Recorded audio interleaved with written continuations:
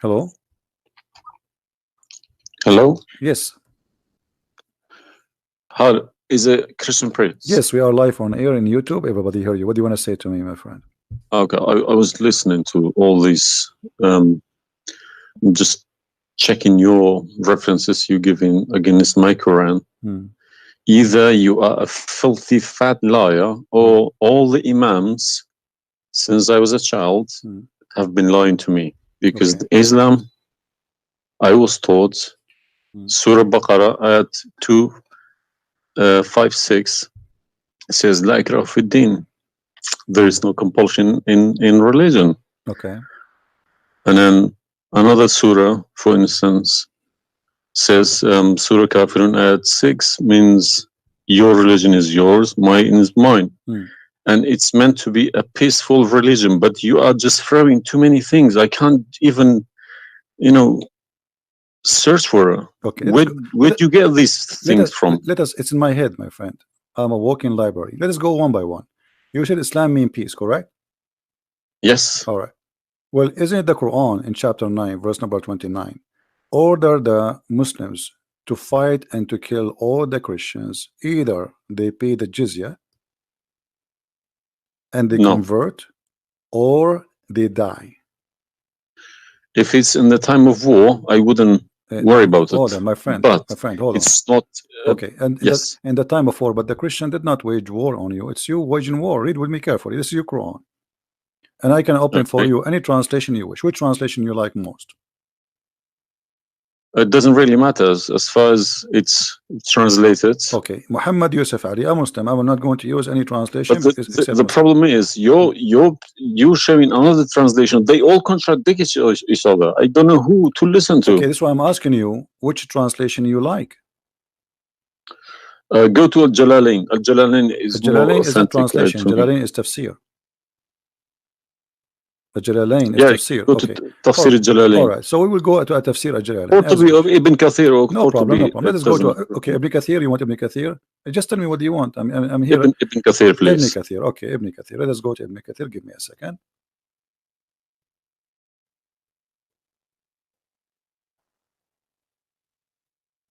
It's all right. Shocking. It's not. It can't be true. All right, we will see if it's true, my friend. And as you said, either I'm a filthy liar, or they are filthy liars.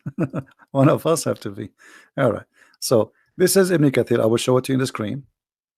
And remember, this is your choice, not my choice. You wanted the Jalalain. I said, okay, I will show you Jalalain. You said Ibn Kathir. I will show you whatever you want. This is Ibn Kathir. You see, it says Ibn Kathir. You see my screen? All right. This is Ibn Kathir, and let me zoom out so you can see better and read better. Fight those who believe not in Allah. Let us go to verse number 9, because this is many. Here he's explaining وَهُمْ صَاغِرُونَ etc. You speak Arabic, I'm assuming, do you? Yes. Okay, that's wonderful, and then we can even read in Arabic. But let us go in our English now. Fight against those who believe not in Allah, nor the last days, nor what is forbidden, which is forbidden by Allah and His Messenger, and those who acknowledge not the religion of the truth from the people of the scriptures. Okay, why he want to fight them? Because they don't acknowledge the following things: the last day of Islam, what is forbidden by Islam, and the messenger of Islam. Do I agree? Okay, so what is the reason to kill them? Because they don't acknowledge, and I think the verses are clear. Now let's read Ibn Kathir. Until they pay the jizya with willing and submission and feel themselves subdued.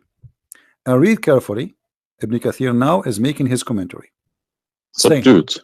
Where does it say that? Here we go. This is what the Quran is saying. You speak Arabic, right? It says Saghirun. Saghirun. Saghirun means subdued, humiliated. Okay. Therefore, this is Ibn Kathir talking now, not the Quran.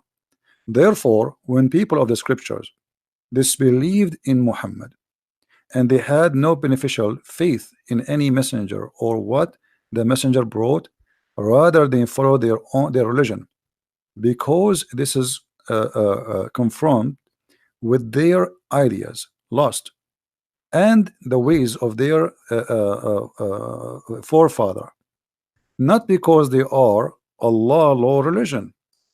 They had been true believers in their religion, that faith would be have directed them to believe in Muhammad. So because they are not to believe in Muhammad, obviously they are liars, correct? And then he says, because all the people gave the good news to Muhammad, etc., blah blah blah blah, they believe in Muhammad. And look here what he said. That's harsh. Their religion, these religions, came from Allah, but because this is sweet, their desire and lust. Therefore, their claimed faith is earlier, an earlier prophet will not benefit them, because they disbelieved in the master and the master of the last and the most perfect of the prophet. Hence Allah's statement. So because they did not believe in Muhammad, it's not because they are fighting Muhammad. I think that the proof is clear, correct? Because of that, look what it says: fight against those who believe not in Allah nor the last, etc., to the end of the verse. And then it says this honorable ayah was revealed with the order to fight the people of the book after the pagan were defeated. So Muhammad now he killed all the enemy. Who's left? He killed the Jews, he killed the he killed the Arab. Now it's time to finish those Christians and Jews. So the people enter into Allah religion in large numbers. So Muhammad now have a big army because people are scared, terrified, and the Arabian Peninsula was secure under Muslim control. Allah commanded his messenger to fight the people of the scriptures, Jews and Christians. On the ninth years of the Hijrah, he prepared an army to fight the Roman. It's not the Roman who fighted him. He sent a letter to the Romans saying, convert or die. Now, you say to me, battle you specifically referring to? What? Which battle? It doesn't matter. He decided this is Tabuk. Supposedly, Muhammad he went to Tabuk, but he could not make it because he could not get in. He was hoping to be able to attack, but looked like they were ready for him, so he was not able to attack, and he came back after waiting for some time in Tabuk. But then, as you see here, you said to me, Islam teaching you that you have your religion, I have mine. There's no compulsion in religion, blah. So this is in the beginning. You see, what you speak Arabic and you should know better that in Islam there is something is called abrogation. Yeah, nasikh mansukh. When Yes. Muhammad he was weak, he said, "Okay, you have your religion, I have my religion," because he cannot force them. But as you see it's- here, a verse could be easily abrogated by its diviner, which is Allah. no problem, no problem. But There's no problem with that. Okay, But no you problem. you keep but why insulting you are Islam by quoting me? saying it's Why- a cult. Hold on. Why It's you are cult. quoting for Let me? me translate the cult for you. My friend, let me tell you what cult wait, is, my friend. Wait. Why you are quoting for me a verse which is abrogated? It's not valid because Al Okay, let Kafirun, me tell you Al what cult Kafirun, is. and the other verse is not valid. It's abrogated by the chapter of At-Tawbah. Cult is a system. Cult is a system which is directly, personally direct towards somebody, towards someone, a personal figure. Yes. Okay. Mm. So if you give me a verse, okay, any verse, been abrogated by Allah, it's no problem. But you can never find a verse been abrogated by Muhammad himself. Oh no, you are wrong. I can find you tons. No, you cannot find me a single one. You're just making it up, just throwing too many things. People cannot pick it up. Okay. Let us finish this one, and I promise you I will go right away and I will show you the verses which Muhammad abrogated. But let us agree that what you said about peace is it was not. I'm not going to say you are lying. I will say it was not true. Read carefully.